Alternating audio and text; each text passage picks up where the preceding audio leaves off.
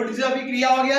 इस पर वुड्स ने जो एल्किल हैलाइड को लेके क्रिया कराया था और फिटिंग ने एरोमेटिक हैलाइड को लेके क्रिया कराया था। अब ये दोनों का एक एक मोल ले लेते हैं और फिर सोडियम धातु से क्रिया कराते हैं।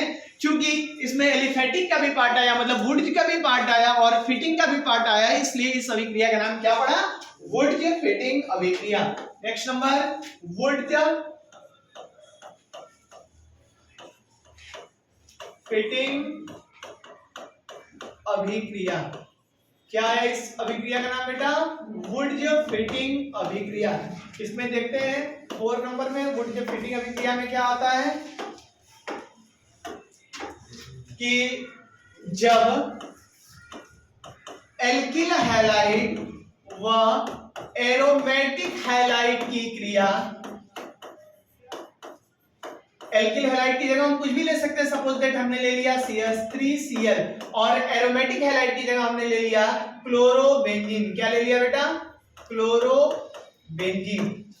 क्लियर है कि जब एल्किल हैलाइड की जगह मेथिल क्लोराइड मतलब एक एलिफेटिक हैलाइड ले लिया और एरोमेटिक हैलाइड की जगह क्लोरोबेंजीन की क्रिया सोडियम धातु से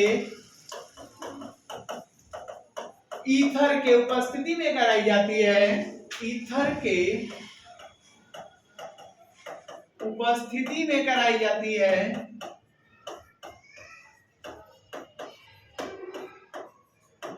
ईथर के उपस्थिति में कराई जाती है, तो टॉलुइन का निर्माण होता है। इसे हम लोग मेथिल बेंजीन भी बोल सकते हैं। टॉलुइन को क्या बोल सकते हैं? Methyl benzene. टॉलुइन का निर्माण होता है। इस अभिक्रिया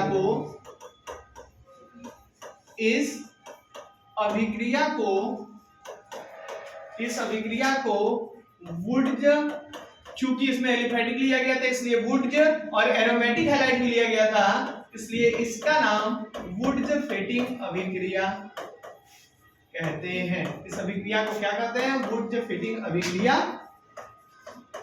कहते हैं। क्लियर? आइए रिएक्शन कराते हैं कि मेथिल क्लोराइड ले लिया प्लस 2 मोल सोडियम धातु लिया और इसकी क्रिया क्लोरोबेंजीन से कराते हैं। और जब इसकी क्रिया क्लोरोबेंजीन से ईथर के उपस्थिति में कराते हैं तो आप देखेंगे कि यहां से क्लोरीन और 2 मोल सोडियम धातु और यहाँ का क्लोरीन ये ऐसे बन करके बाहर निकल गया। और जब 2 NaCl बाहर निकल जाएगा तो इसको हम लोग बोलेंगे कि ये टॉलुइन का निर्माण हो गया। किसका निर्माण हो गया बेटा? टॉलुइन का फॉर्मेशन हो गया और इसी अभिक्रिया को बोला गया वुड्स फिटिंग अभिक्रिया। तो इसमें ये जो 4 रिएक्शन एक दूसरे से पूरी तरह अटैच रहते हैं और देखने में भी लगता है कि शायद सेम जैसे वर्ड्स आ रहे हैं, सेम टाइप के होते हैं। तो हम लोगों ने ये 4 रिएक्शन पढ़ा जो एक दूसरे से पूरी तरह रिलेट होते हैं। वुड्स पढ़ा, वुड्स फिटिंग पढ़ा, फिटिंग अभिक्रिया पढ़ा और एक फ्रैंकलाइन अभिक्रिया के बारे में पढ़ा। अभी भी इसमें 3-4 नेमिंग रिएक्शन इंपॉर्टेंट रह गए जिसको अभी हम लोग कंप्लीट करेंगे। रिएक्शन हम लोग पढ़ते हैं फिंकेलस्टाइन अभिक्रिया। फिंकेलस्टाइन अभिक्रिया जो है बेटा ये बड़ा इंपॉर्टेंट रिएक्शन हो जाता है क्योंकि ये अपने एनायन को एक्सचेंज करता है, मतलब आयन को एक्सचेंज करेगा और आयन में भी जो हैलोजन होता है उसको ये आपस में क्या करता है? एक्सचेंज करता है। बड़े इंपॉर्टेंट की बात है कि इसमें हम लोग एल्किल क्लोराइड या एल्किल ब्रोमाइड लेके चलते हैं और इसकी क्रिया सोडियम आयोडाइड से जब कराते हैं बेटा एसीटोन के उपस्थिति में, तो ये अपने एनायन को मतलब आयन को एक्सचेंज कर लेता है, आयोडीन को एल्किल ले लेता है और एल्किल का जो हैलोजन होता है वो सोडियम के पास चला जाता है और आपस में इन दोनों के आयन एक्सचेंज हो जाते हैं। इसी अभिक्रिया को बोला गया है फिंकेलस्टाइन अभिक्रिया। आइए देखते हैं अभिक्रिया।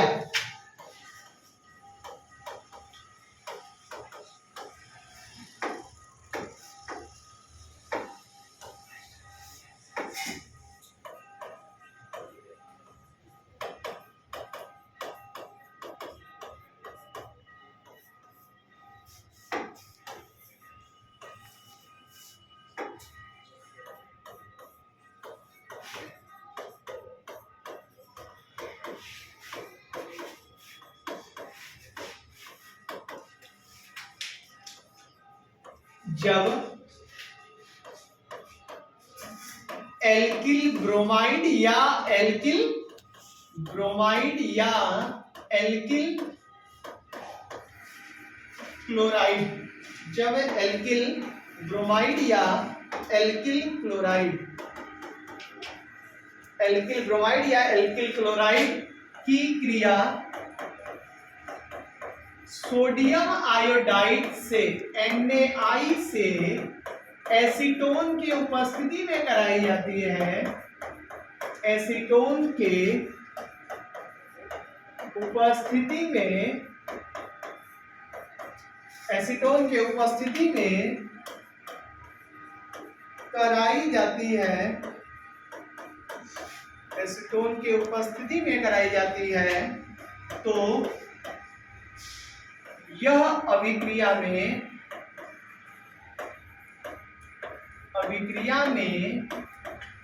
आयन एक्सचेंज हो जाते हैं,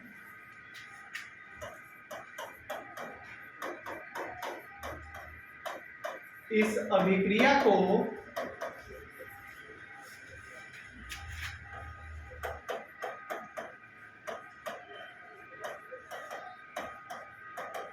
फिंकेलस्टाइन अभिक्रिया कहते हैं। इस अभिक्रिया को फिंकेलस्टाइन अभिक्रिया कहते हैं। क्या कहते हैं बेटा?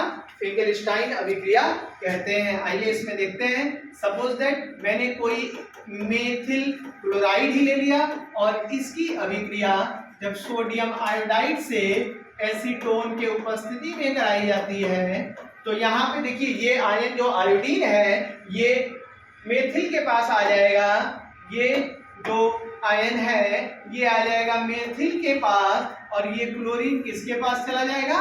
सोडियम के पास चला जाएगा। तो ये बन जाएगा, क्या बन जाएगा बेटा? मेथिल आयोडाइड बन गया और सोडियम के पास Cl चला गया।